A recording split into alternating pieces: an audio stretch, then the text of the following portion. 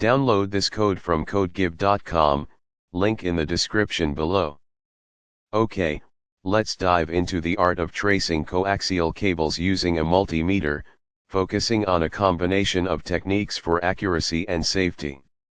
We'll cover the basic principles, limitations, practical steps, and include some considerations when dealing with coax cable identification. Disclaimer: safety first. Disconnect power. The most critical step. Always disconnect power to any equipment connected to the coaxial cable you're tracing. This includes TVs, modems, amplifiers, splitters, and anything else linked to the cable.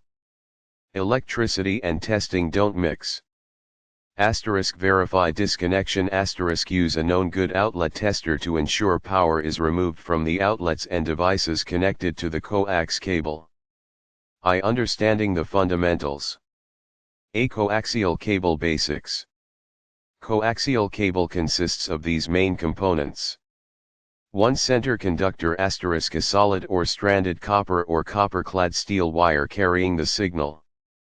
2 dielectric insulator *, an insulating material surrounding the center conductor.